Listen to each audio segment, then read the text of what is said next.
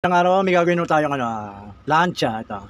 Ito yung tatak niya, Oster. Ito yung tsura niya. Ito yung yung planchang linalagyan ng tubig. Tapos parang ipinipress. Tapos dito sa mga butas na to, yan, lumalabas yung yung tubig. Para pag pinlansya nila, pantay talaga, pino. Ang naging sira nito, hindi na siya gumana, ayaw na uminit. Kahit yung pinaka niya, yung ilaw niya rito, yung pilot light, para malaman kung may power na, hindi na rin umiilaw. Saksak natin.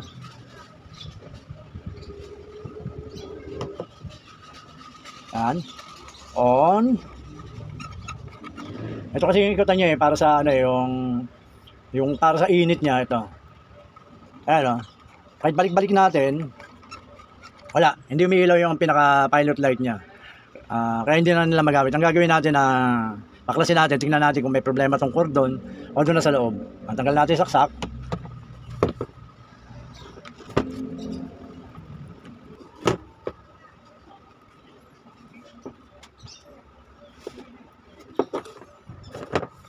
Bali, ang gagawin muna natin, tetest rin natin itong plug niya hanggang dito sa pinaka dulo ng cordon na to. Titingnan natin kung siya, kung may putol na linya. Gamitan natin ng analog tester times 10 ohms. Short natin to.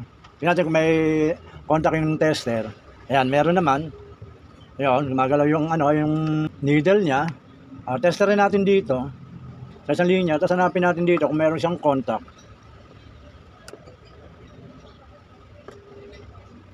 Ayun, yung isang linyang to, may contact pumalo siya. Ito naman kabila. Ayun, pumalo rin Ibig sabihin itong yung pinaka-cordon niya, itong wire, walang putol. Titingnan natin yung loob, titingnan natin kung naging problema ron. Tingnan din natin yung yung pinaka-fuse. Kasi may fuse to sa loob baka bumigay yun. Baklasin natin.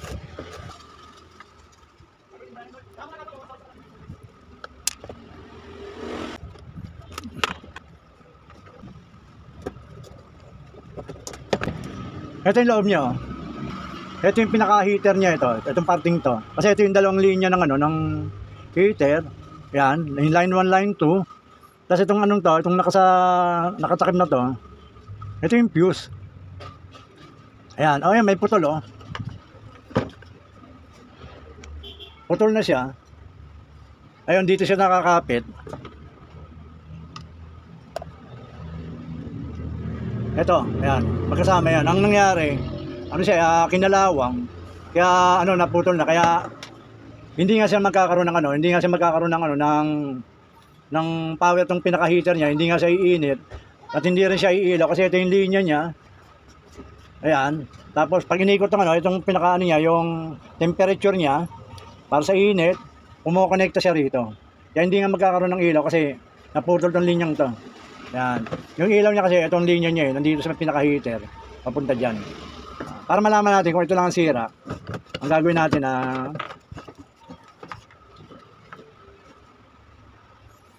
yan, ganyan. Itong cordon na to, tester rin natin. Titingnan natin kung magkakaroon ng contact.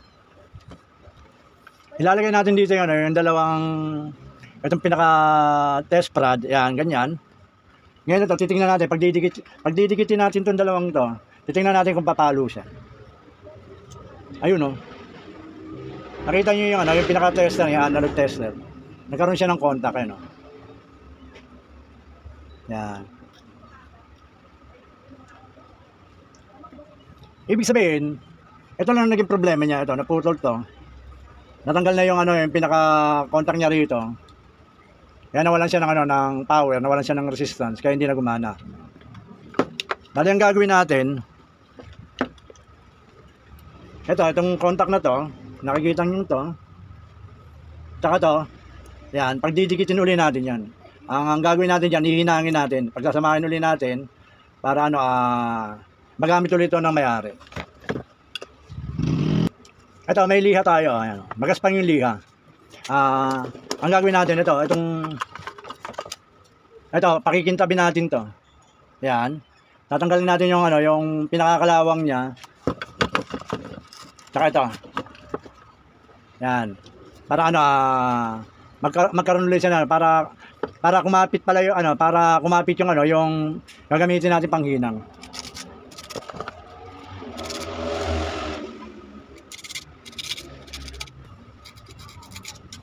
Ayun, makintab na siya.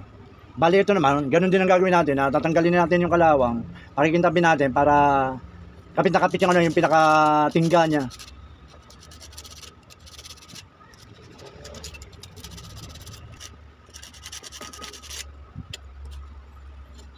Ayun, makintab na siya. Bali ang gagawin natin yan, lalagyan natin ng ano yan, ng tingga, ng panghinang para mapakapit ulit natin siya ng maayos. Yan. Pero bago natin hinangan yan, gagamitan natin siya ng ano, ng soldering paste para yung tingga kumapit sa bakal, sa dalawang yan, para kapag pinagdikit na kapit siya. Ito kasi pantanggal to ng dumi. Yung para yung tinggang ilalagay, kapit na kapit sa ano, dito sa mga hihinangan mong metal. Yan. Ang ginagawa diyan, nilalagyan to ng ano, ng yan, ng paste. Ito rin, lalagyan natin ng paste.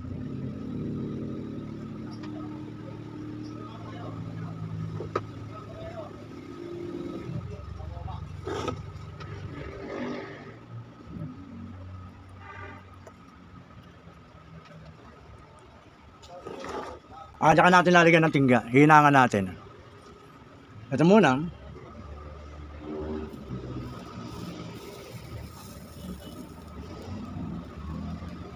Ayun, kung papansinin nyo yung tingga, ayun, kapit na kapit, oh. Tunaw na tunaw talaga siya rito. Ito rin, hihinangan natin ng ano, ng tingga to.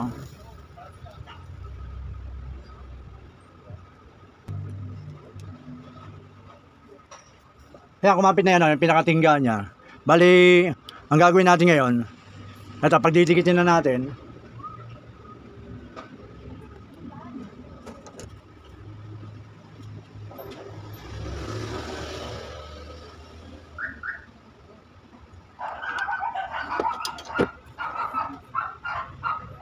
Ayun, kapit na. Ano na yan, hindi na basta bibitaw yan, pero ang gagawin natin, yung dalawang pinagdikit kong yan, iikutan pa natin to ng ano, ng wire. Para ano, yung pinakapanginang nating tingga, hindi basta maghihiwalay ito. Yan. Ito yung wire na ano, na gagamitin natin. Bali, itong dalawang to, kung nakikita nyo to, pakakapitin natin sa dalawang yan, yung naghiwalay na yan, para mas matibay. Tapos saka natin hihinangan uli.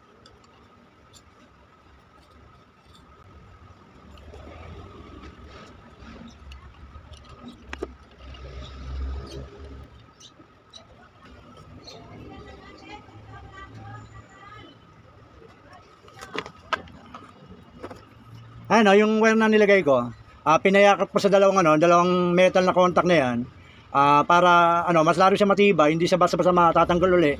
Kasi may support siyang wire dito na ano na inilagay. Yan. Bali ang gagawin natin yan, hihinangin uli natin yan.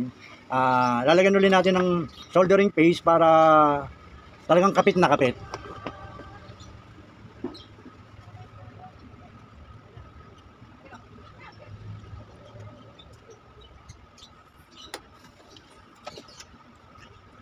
Hinangan uli natin.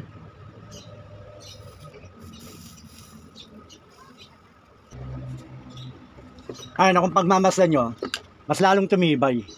Yan. Mas matibay pa siya sa dati kasi nahinang na siya ng, ng 2 beses at may wire pa. Yan. Ngayon, ang gagawin natin ngayon, tetesterin natin. Titingnan natin kung kung magkakaroon na siya ng contact dito ng dito sa cordon. Nang hindi ko na hinahawakan yan.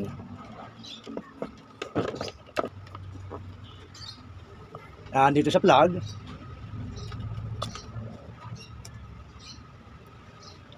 Ayun, may contact na siya. Titingnan natin yung off niya. Ayun. Yan, naka-off siya. I-on natin. Ayun. Okay na. Nagkaroon na uli ng contact siya sa sa pinaka-heater niya. At magkakaroon na rin ng ilaw yung pilot light niya kasi itong naputol na linyang to, nahinang natin. Tinibayan natin. Ito naman, itong iniikot ko to, ayan. Tawag yan heat temperature. Yan ang yung nagko-control ng init dito kung gusto mo ng minimum, medium, high, low. Ito yan. Ito yung nasa ibabaw niyan.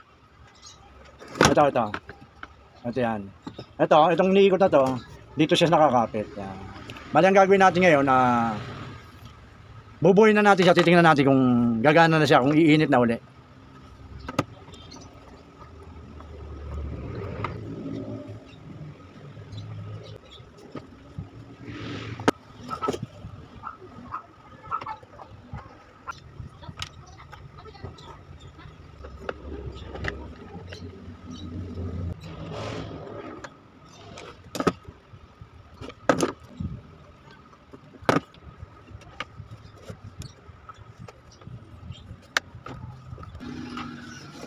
Ayan, assemble na natin yung ng planchang to. Ito na lang hindi natin na isasara. Ang gagawin natin, pagaganahin natin siya. Titingnan natin kung iilaw na to. At iinit na itong pinakailalim niya, itong pinaka-heater niya. Tingnan natin kung iinit na. Pero bago yun, ito yung mga dumiduming ganyan, yan, nakikita niyo yan. Ang pagtanggal dyan, liha lang. Lihayin nyo para kumintabuli. Kasi yan, mga damit na nasunog, makapit yan, dumudumi. Kaya dapat tanggalin niya para maganda uli yung kapit ng ito yung pinaka-plancha niya, itong heater.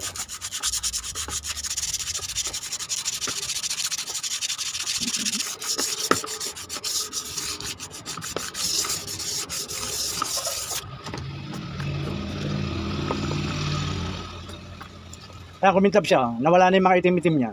Kasi kung maglilinis kayo nito, kahit liha lang, yung sobrang itim na ng ilalim ng plancha nyo, yun, okay na yun. Natanggal lang yung mga dating nasunog na tela o damit. Yan. Baling gagawin natin, saksak natin. Yan. On natin. Ayun, nagkailaw na. Ayun, kung papansinin nyo, papulin natin para makita yung ilaw. Yan, sa loob na lang natin tingnan. Off natin. Yun. Sumara yung ilaw. Yan, pansinin nyo rito. On natin to. Ayun, umilaw na. Ibig sabihin na may contact na yung heater. Ang gagawin natin ngayon, ayan, ganyan natin. Natin yan ng tubig. Tingnan natin kung kukulo yung tubig. Ibig sabihin, umiinit na siya.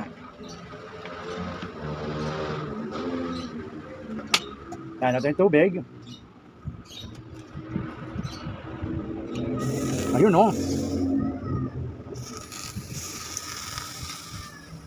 Yun. Ibig sabihin, gumagana na yung plancha, pwede na uli nilang gamitin.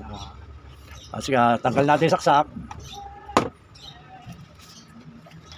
Normal na uli yung plancha. Sige po, maraming salamat sa panonood. Basta watch, share, and subscribe lang po kayo sa mga ginagawa ko para at least natin na susubaybayan nyo. Sige po, maraming salamat.